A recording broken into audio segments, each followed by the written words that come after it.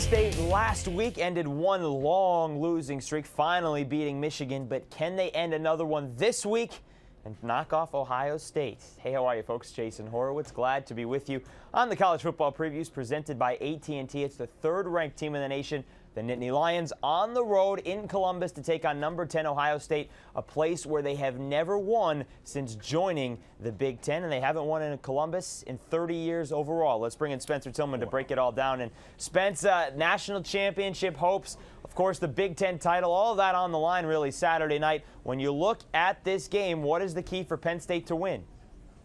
Well, I think, first of all, they've got to do something they haven't done in 7 trips at the Ohio Stadium, and that is get a win there via the run game. They've got to establish that. We know that they have balance. We know that their quarterback has emerged kind of coming out of nowhere, Jason, but can they transfer that balance against superior competition? To this point, Penn State has not faced the type of competition defensively that they're going to face right now. They're facing an Ohio State team that's peaking at the right time.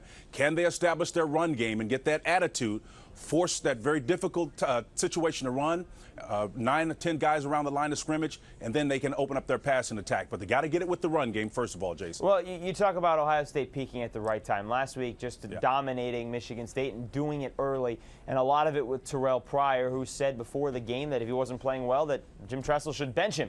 He did play well. Will he play well this weekend? I don't know if he's going to play well. We'll see. Again, I think that besides, of course, it wasn't a factor for him because he didn't play against USC. It came afterwards. Beckman was in the game at that time. I think if he can demonstrate that he can pass the ball effectively, he's going to have some success. You and I talked about this a couple of weeks ago with Beanie Wells' reemergence and, of course, Pryor coming on board. Those are 2 guys that run the football. In my opinion, until he could show me he could complete passes with consistency, they were still going to be one-dimensional. The key was, can you, from a defensive standpoint, close the running lanes down when the pass coverage tends to break down, when he creates with his legs? And if you can have any degree of success, you're going to have a chance of being successful against them. Again, it certainly makes it more difficult that Beanie Wells is healthy again, though. And that's a big point to this, too, because the offense last week finally hit stride. When you take a look at their offensive numbers last week against Michigan State compared to their season averages, it was a big difference. And, of course, a lot of it had to do with Chris Wells. But will that change this weekend? Penn State's a much better defense than Michigan State. Yeah, absolutely. And again, I think that Penn State is probably one of the most underrated defenses in the nation. They're getting great linebacker play. They have a couple of defensive tackles, one of which is basically unblockable. And again, I think the fact that they've flown under the radar on the defensive side of the ball, they've got a little bit of a chip on their shoulder. I was talking to a couple of their coaches last week, and they believe that as long as they're not getting the respect, he can coach and manage his players and keep them in the right middle mind frame that they need to be in to come away with the victory here, something they desperately need to kind of change the balance of power in the Big Ten. It's pretty much been Ohio State in recent years. Spence, you earlier mentioned Ohio State's defense and obviously what they're going to try and do to stop Darryl Clark. They've had problems in the past with speed, of course, with Florida and with LSU and with USC earlier this year. Does Penn State have that speed to give that defense problems?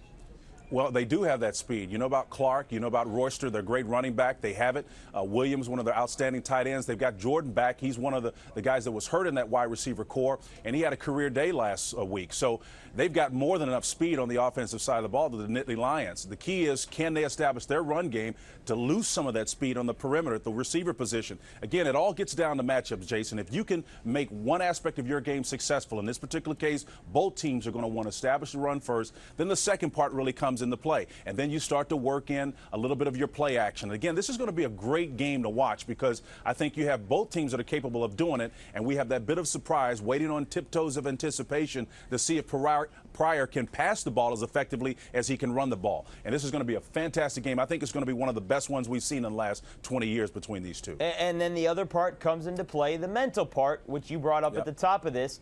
Can Penn State win at Ohio State? So the question is, do they win on Saturday night?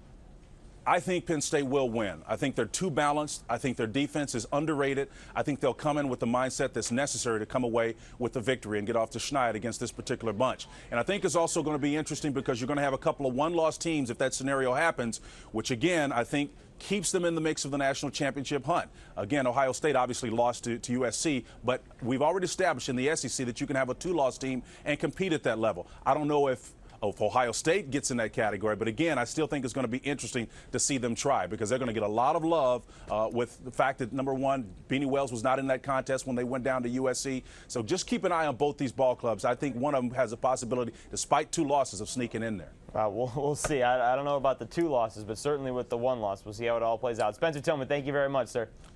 All right, Jason, we'll see you. And folks, don't forget about SEC Live, presented by AT&T. Every game that you see on CBS during the college football season, you see on CBSSports.com on SEC Live this week. It's number 9, Georgia on the road at 11th ranked LSU. For Spencer Tillman, I'm Jason Horowitz. Take care, folks.